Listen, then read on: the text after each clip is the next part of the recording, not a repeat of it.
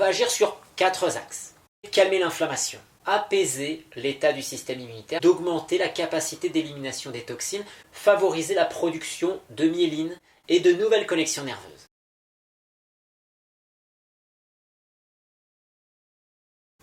Bonjour, c'est Raphaël Pérez, votre coach en santé naturelle. 37e épisode de mon défi, une vidéo par jour pendant 2 mois. Aujourd'hui, je vous parle de sclérose en plaques et du lien entre la sclérose en plaques et la vaccination. Je vais principalement traiter du vaccin contre l'hépatite B. Mais il faut savoir que d'autres vaccins peuvent causer des problèmes qui peuvent aboutir à une sclérose en plaques et ce que je vais dire concernant l'hépatite B peut être valable pour d'autres vaccins. Je tiens également à préciser tout de suite que l'objet de cette vidéo n'est pas de faire de la polémique en disant les vaccins sont mauvais, il faut les interdire, ou alors ils sont bons, il faut continuer à les obliger pour tout le monde. Non, l'objet de cette vidéo c'est de partir du constat simple qu'aujourd'hui il y a une obligation vaccinale, que les vaccins comportent des risques qui peuvent aboutir à des problèmes liés au système immunitaire, tels que la sclérose en plaques.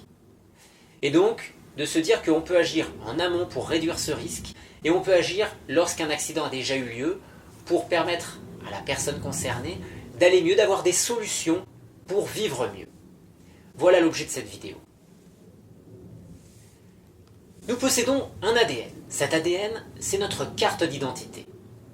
Une partie de cet ADN concerne notre immunité. C'est ce que l'on appelle le système HLA.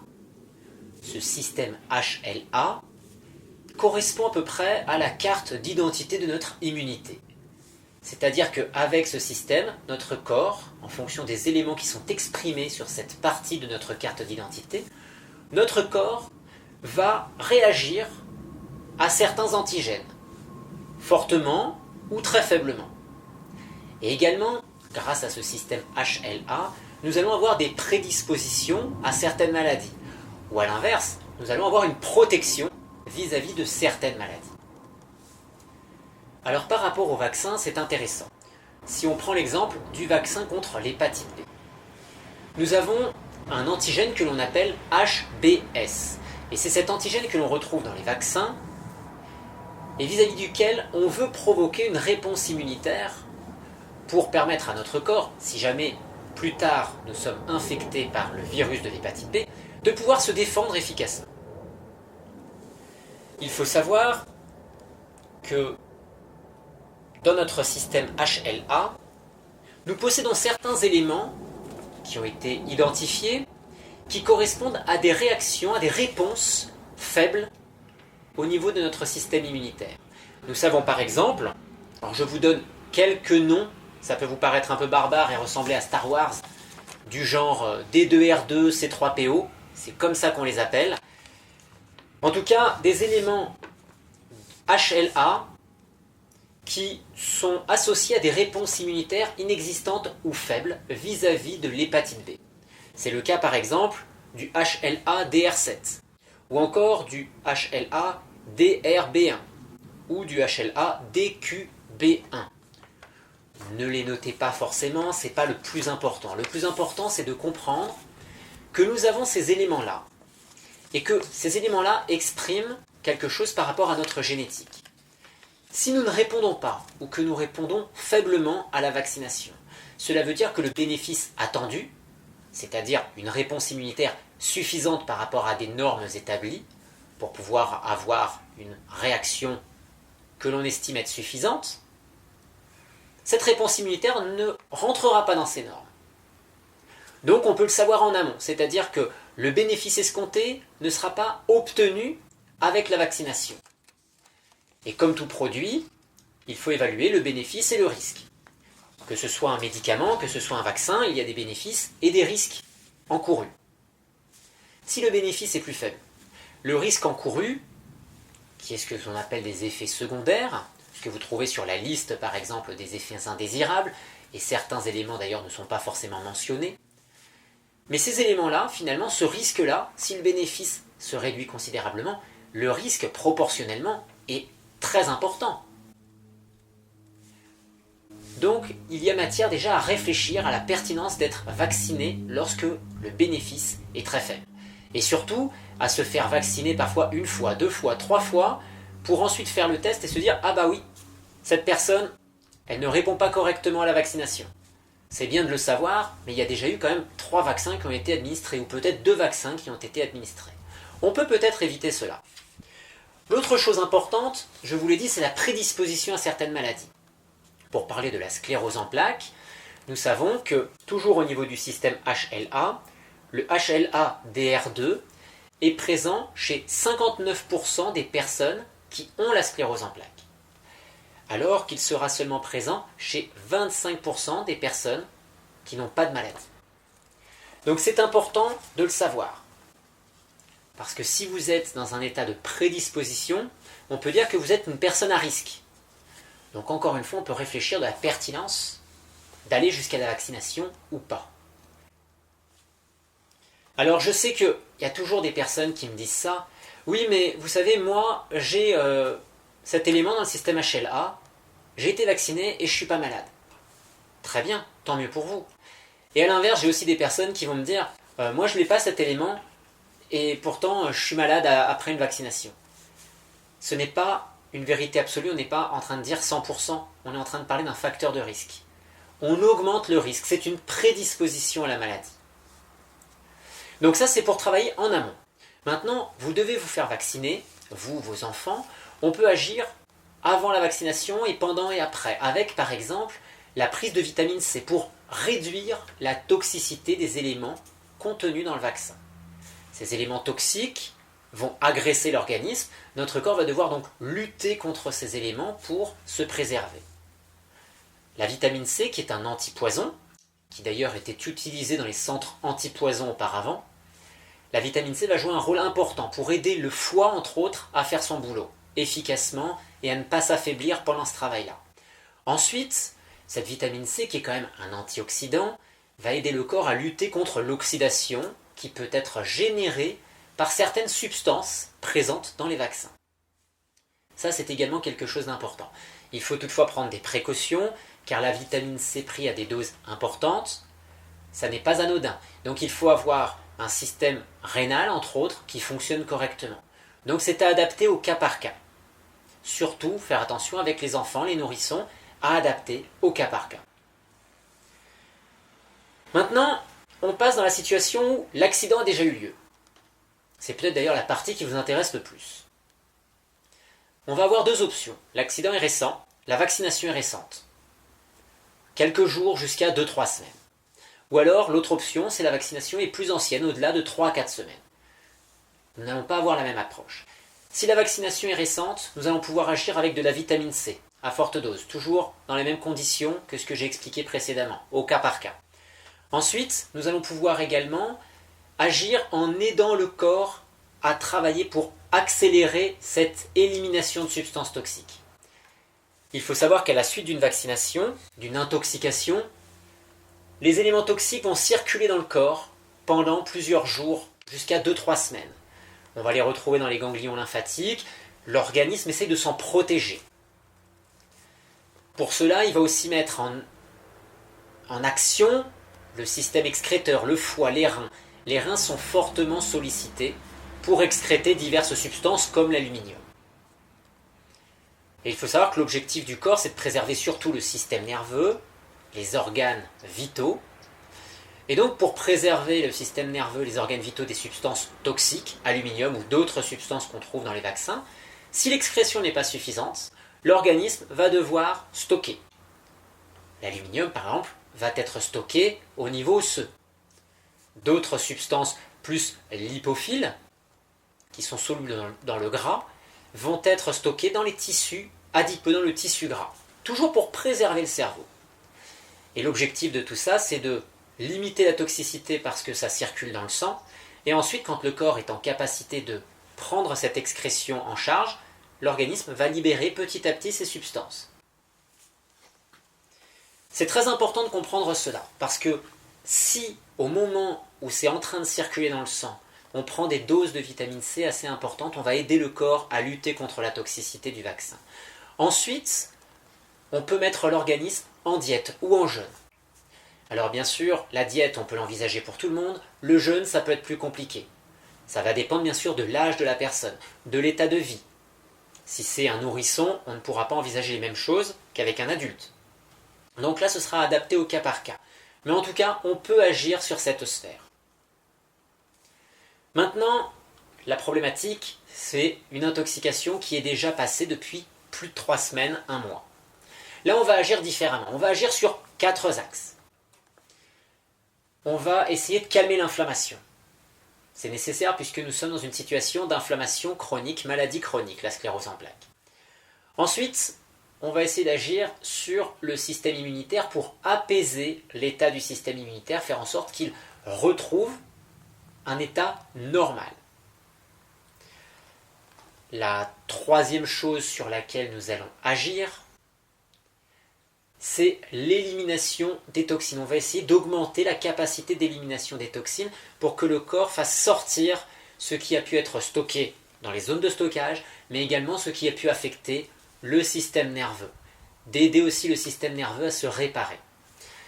Et la quatrième chose, c'est vraiment d'agir sur le système nerveux et sur les autres organes qui ont pu être abîmés, bien évidemment, mais surtout sur le système nerveux pour favoriser la production de myéline et de nouvelles connexions nerveuses. Et ça, c'est un élément qu'on néglige très souvent. On pense aux toxines, c'est très bien, on pense à l'inflammation, mais on ne pense pas à favoriser la production de myéline ou encore à favoriser la production de nouvelles connexions nerveuses.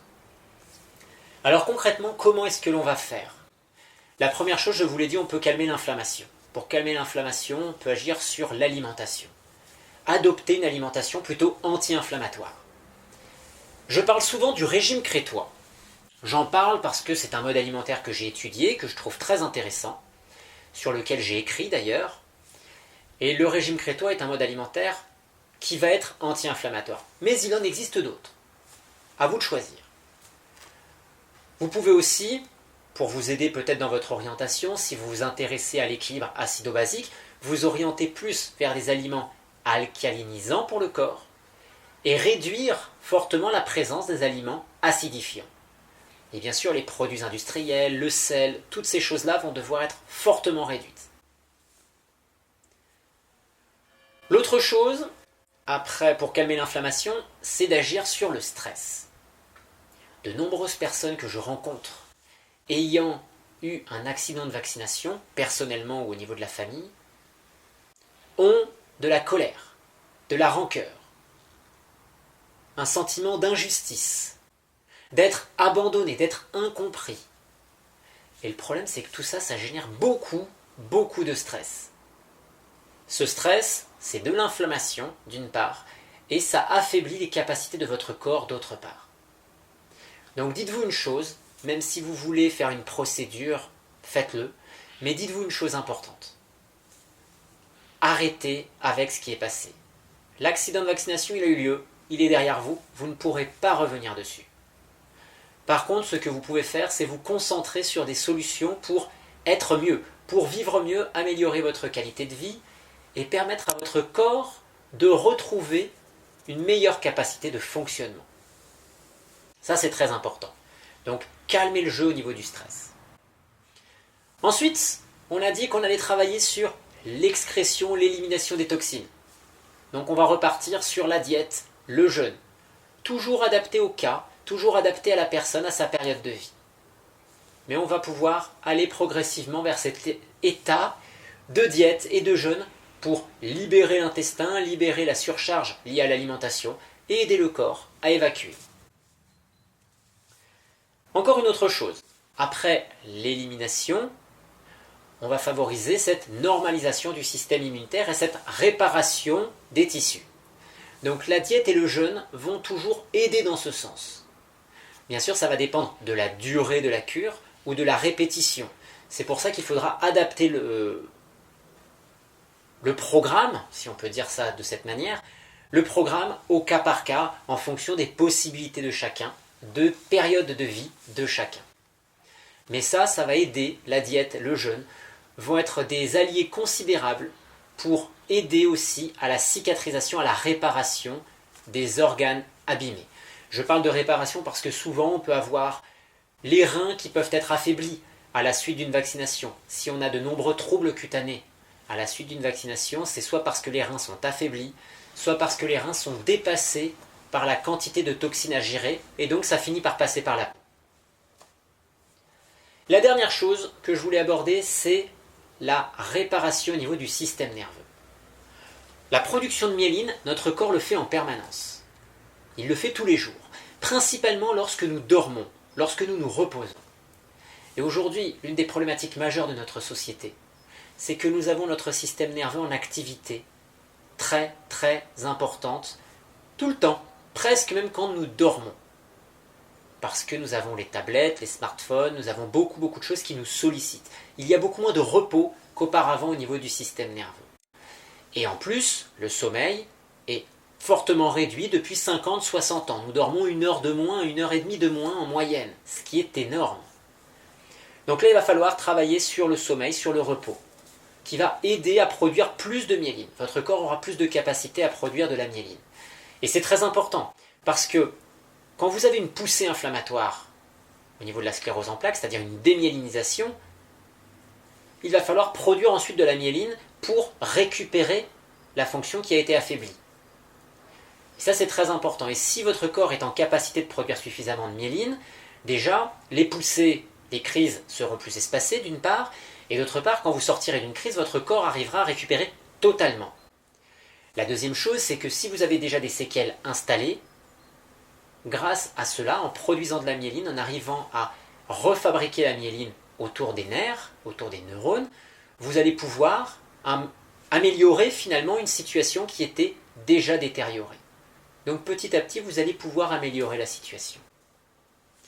Et vous allez peut-être me dire, mais si les nerfs ils sont détruits, qu'est-ce qu'on fait? Il faut savoir quand même que le corps humain a une faculté assez impressionnante à agir au niveau du système nerveux. Il y a une plasticité au niveau du cerveau, du système nerveux qui est assez fabuleuse. Tout d'abord, nous pouvons fabriquer de nouveaux nerfs, de nouveaux neurones.